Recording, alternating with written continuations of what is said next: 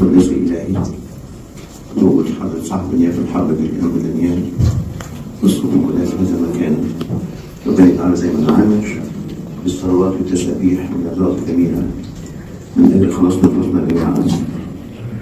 النهارده في سؤال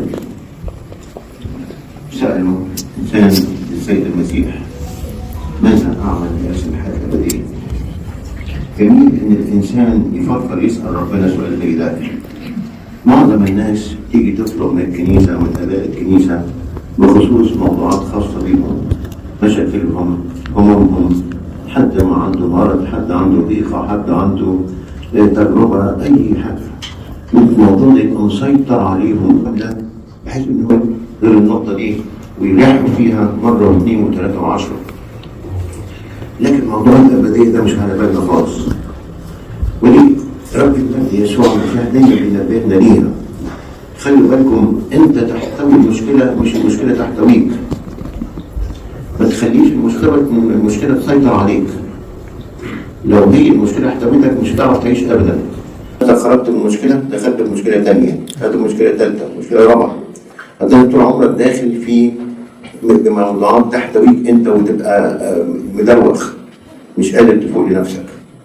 لكن انت لو تحجم اي مشكله واي موضوع هتلاقي نفسك عندك فرصه انك انت تفكر في الهدف الاساسي اللي ربنا خلقني وخلقك من اجله. نحن نستمتع بحياه حلوه معاه على الارض ونكملها معاه في السماء. عشان كده احنا غرباء في هذا المكان زي ما بنقول في الكتاب، نحن غرباء في هذا العالم. ورب المجد يسوع نبهنا اللي خلوا بالكم: اطلبوا اولا ملكوت الله وبره. انتوا بتطلبوا طلبات كتيره، لا، اطلبوا اولا نمره واحد، اطلبوا اولا ملكوت الله وبره. وهذه كلها اللي انت شغلت تفكيركم فيها هتزاد لكم. وكأن رب المجد بيشد انتباهنا عشان تبقى ابديتنا دي الهدف الاساسي ونمره واحد في حياتنا. واول ما تصحى الصبح: عيني يا رب ان انا اعمل ابديتي في هذا اليوم، واخر اليوم اقول عملت ايه من اجل ابديتي. اسال نفسي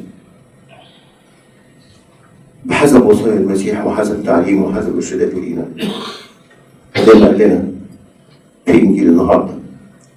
عشان كده احبائي اولاد الله بتبقى دايما عايشين في سلام، لان هو ذهنه في السماويات. مش غلط انه يهتم بالامور الارضيه، لكن يديها حجمها، ما يسيطرش عليه، هو يسيطر عليها. عشان كده اولاد الله دايما تلاقيهم محتفظين بسلام وطمأنينة وهدوء، حتى لو في مشكلة المشاكل ما تسيطرش عليهم أبدا. هو له الهدف الأساسي أبديتي. دي أهم حاجة عندي في الدنيا. ماذا ينتفع الإنسان لو راح العالم كله خير وسط نفسه؟ وعشان الإنسان يفكر في أبديته لازم يشوف وصايا ربنا بتقول لنا إيه. ما تخليش اهتماماتك نحب أبوه وأمه وأخوه أكتر مني. مش معنى ربنا بيخلينا ما نحبش أهالينا، لكن ترتيب ربنا في حياتنا يبقى نمرة واحد مش نمرة 10. دي قانون روحي يوميا تخلصه. ليك واقفة قدام ربنا للصلاة، ما تخليش حاجة تعطلك عنها. ليك تعاليم جميلة رب المجد اداها لنا: لا ينزع أحد فرحكم منكم. تعلموا.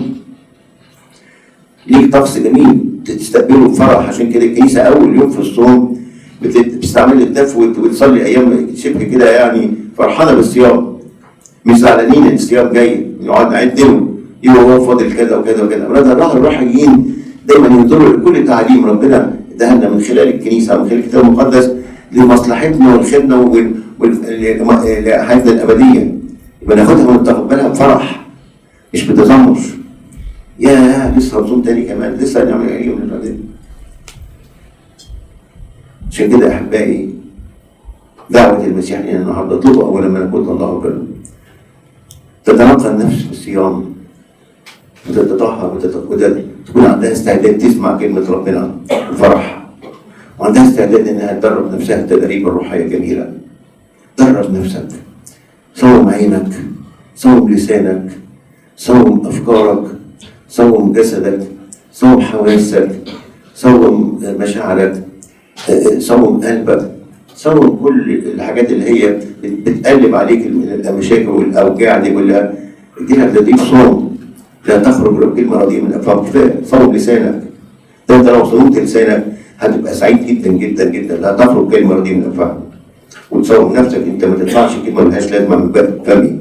في الصوم مش هتكلم اي كلام ملوش لازمه، اي قعدات ملهاش لازمه ما تلزمنيش.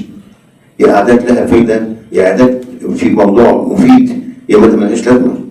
وهكذا في الصيام، تصوم بطريقه تليق باولاد الله، مش تغيير اكل باكل ولا تغيير نظام بنظام. ابديتي دي اغلى حاجه عندي، فكر فيها كل يوم. ادي ربنا كده حقه في ان انا ابنه وانت كبنته، ان احنا ربنا تكون شهود دي. انا بشهد للمسيح فعلا في اعمالي وفي كلامي. هي دي ابديتي، بدور على ابديتي ان انا اشهد للمسيح. وان يعترف بي قدام الناس اعترف بي قدام ابي الذي في السماوات. يكون له نصيب مع المسيح في السماء. احنا اولادك يا رب، احنا اولادك اللي انت دفعت من اجلنا ثمن غالي جدا جدا جدا واتصبت من اجلنا. احنا اولادك اللي بنعتز بقوتك لينا يا رب. احنا اولادك اللي احنا بنفتخر انك انت بتنور عينينا وتنور افكارنا بطريق منور، في طريق النور. سيروا في النور ما دام لكم النور. احنا اولادك يا رب اللي عارفين ايه الصح وايه الغلط، وعارفين ازاي يا ربي نكون حريصين وحذرين من المعاشرات الرديئه ومن اي تصرفات لا ترضيك يا رب. احنا اولادك اللي عارفين وصاياك قدامنا قلبنا، بتفرح قلبنا، بتنور عينينا، وتدينا ارشاد دايما كيف نتعامل مع كل الناس، مع كل الظروف اللي بنمر بيها بما يرضيك يا رب. اشهد المسيح بعملنا. هل احنا فعلا عندنا استعداد نحب حتى نصل الى محبه الاعداء؟ يبقى اولاد ربنا فعلا. لان كنتوا تحبونني احفظوا وصايا. انا اعمل الابديه ازاي؟ احفظ وصايا ربنا. مش طالب مننا اكتر من كده. وصايا ربنا تبقى قدام عينيا. انت بتقول يا رب في الموضوع ده، قول كذا كذا كذا. حبوا اعدائكم، باركوا لعنيكم، واحسنوا ما أرضيك. اتعلمنا ايه تاني يا رب؟ تغفر للانسان اللي اخطا اليك. لو ما غفرتش ربنا مش هيغفر لك. يبقى انت فعلا ماشي في طريق الابديه، يبقى ربنا هيغفر لك. اعمل ايه تاني كمان يا ربي؟ صلوا كل حين ولا تمل. يبقى انت بدل لسانك ما يلحق بكلام تاني معناه يهانك بالصلاه باستمرار كل فرصه. حتى لو انت واقف فاضي وتعمل اي عمل ممكن من غير تفكير، من غير يعني تركيز، ممكن تصلي صلاه سريه. يا رب يسوع المسيح يرحمنا الخاطئ. صلوا كل حين ولا تمل. الابديه غاليه علينا يا احبائي. عايز الانسان دايما يستعد لها باستمرار بالتوبه، والتوبه دي اهم حاجه. نظف قلبك اول، ما تخليش حاجه متخزنه جوه هنا ولا هنا. خلي قلبك دايما نقي. وما احلى ان ياتي الانسان بالملامه على نفسه في كل الامور. لما تيجي تعترف تقول انت اخطات في ايه، مش غيرك اخطا في ايه. عشان تبقى فعلا ابن ربنا، ونبقى اولاد ربنا حقيقيين. توبه جميله لحولت الاشرار بقى قديسين. الابديه طريق جميل يبدا باصرار الانسان وعزمه على انه يبدا يسلك هذا الطريق فعلا. وزي ما قلت من شويه، ادي تدريب لنفسك. يا رب اديني اليوم ده ان انا اشهد ليك مع بدايه كل يوم الصبح. اديني اليوم يا رب ان انا يكون اليوم ده اسعى فيه من اجل ابديتي. اخر يوم تسعى لنفسك، انا عملت من اجل ابديتي، عملت ايه؟ الاقي نفسي ما نفذتش وصايا ربنا، عملت حاجات بخطايا اللسان ده وده وده، اعترف بيهم واقول لي صفحه جديده يا رب. وهكذا نتدرج. ده اللي بيسموه جهاد الروحي حتى نصل الى حضن المسيح في الحياه الابديه في السماء. ربنا يدينا ويديكم جميعا ان احنا يكون لنا نصيب مع المسيح، نستمتع معاه بحياه حلوه على الارض ونكملها معاه في السماء، ونقول له كده: يا رب عشنا للرب نعيش، ان متنا للرب نموت، ان عشنا ومتنا للرب نحن، لإلهنا كل مجد وكرامه الابد. Tiherin teknoti setet sosial, och tvivlen se har en